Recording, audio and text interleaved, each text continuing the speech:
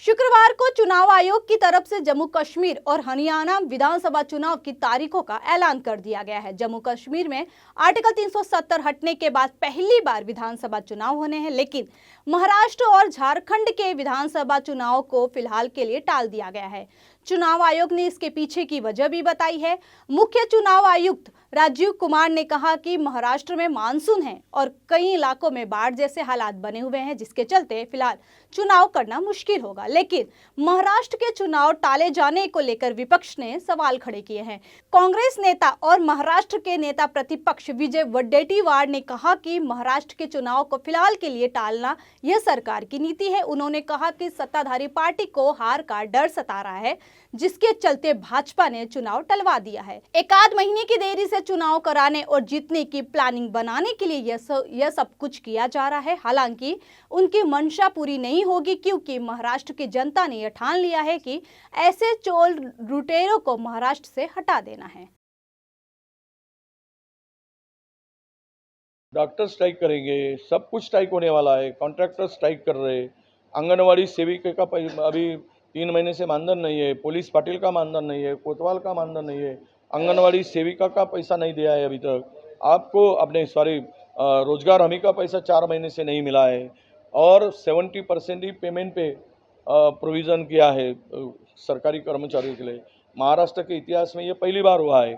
2 लाख करोड़ के काम लाइबिलिटी सरकार पे काम के माध्यम से 2 लाख करोड़ की लाइबिलिटी सरकार के ऊपर है। कहाँ से देंगे पैसा? और ये लाडली बहन जैसे लाकर लोगों को गुमराह करने का काम, वोट पाने के लिए सरकारी तिजोरी का फायदा उठाने का, सरकारी पैसा देकर फायदा उठाने का काम ये सरकार कर रही है। और आपने जो बोला है वो डॉक्टर करेंगे, आज उनको हम समर्थन देते हैं। डॉक्टरों की मांग पूरी नहीं हो रही, किसकी मांग पूरी हो रही है?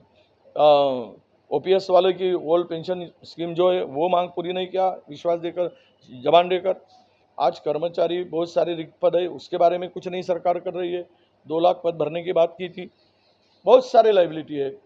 एक एमएमआरडीए में पैसे 25,000 करोड़ 26,000 करोड़ थे, उन्होंने वहाँ पे 1 लाख करोड़ के काम के टेंडर निकाले। तो ये लाइबिलिटी बढ़ाकर राज्य को बर्बाद करने पर ये लोग तुले हैं।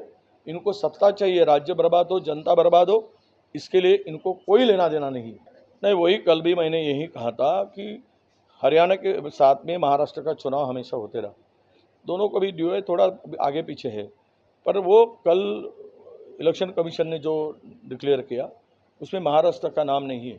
महाराष्ट्र का चुनाव आगे ढकेलने का, आगे करने का, प्रोलॉन करने का 1 महीना, वो सरकार की नीतियाँ दिख रही है, और उसको इलेक्शन कमीशन इसीलिए डिक्लेयर नहीं किया, ऐसा हमें लगता है। ये सब इलेक्शन में हार का डर इनको सता रहा है, और इसी वजह से ये इलेक्शन को आगे कर रहे हैं। 1-1.5 महीना आगे करके ये चुनाव जीतने के लिए ये इनकी मंशा होगी, पर समय पर चुनाव होना यह हमारी मांग है। और ये सब जो दिखता है कल के निर्णय के हिसाब से कि सरकार बहुत डरी है, इसलिए चुनाव को आगे करना चाहती है, आगे ढकेलना चाहती है। इससे इनको कोई फायदा नहीं होगा।